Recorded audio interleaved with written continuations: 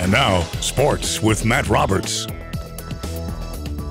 Hey there and good evening to you. Well, the LSU Tigers have wrapped up bowl practices here in Baton Rouge and will get to enjoy the Christmas holidays for the next 2 days when they have just 2 practices and a walkthrough for its game time at NRG Stadium. When they do, the LSU secondary will be facing a different challenge from the Texas Tech receivers, who have only one starter at receiver that is taller than 6 feet tall versus an LSU secondary that has only one starter in the secondary that's under 6 foot. Tigers hoping to use that as an advantage in the bowl game. Being able to cover the whole field, because once those guys, on film, once they get the ball in their hands, all those guys are explosive, period. Having to cover the whole field and being able to tackle as well. There's been a couple games where they walked in our face and we didn't handle it well. We know what's coming. They have young corners, but very athletic, good, long players, and they'll come challenge us, and we know that. So we have to have a plan every rep we get out there at wide receiver and make sure we attack. The Tigers rank 49th in the country, allowing 211 passing yards a game, going against that Texas Tech offense, who averages 390 a game through the air.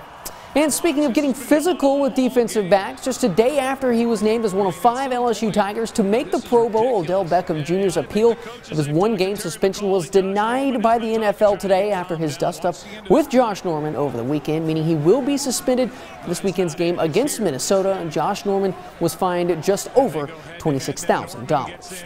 Well, tomorrow the New Orleans Saints will get back on the practice field as they prepare to host the Jacksonville Jaguars in their home finale, at which point we'll have a better idea of where Drew Brees is at with his foot injury. Even if Brees doesn't take another snap for the black and gold this year, he's already clicked off some impressive milestones, becoming the first quarterback to throw for 4,000 yards in 10 consecutive seasons, the only quarterback with 94 career 300-yard passing games, and the fastest quarterback to eclipse 60,000 passing yards. Seeing how hard he works on a daily basis, though, makes those numbers not so surprising to some of his teammates.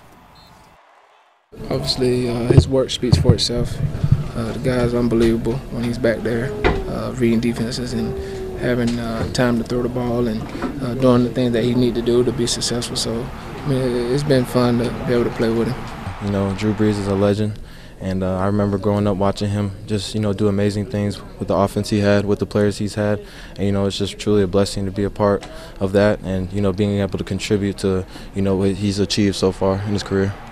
Now, the Saints did not practice today, but were mandated by the league to give an estimated injury report, which basically said what would happen if they had to practice, and they listed Drew Brees as did not practice on that report. And some sad news to report tonight. Longtime Saints PA announcer Jerry Romick passing away tonight at the age of 86. Of course, worked there for 44 years at the PA on the PA for the Saints.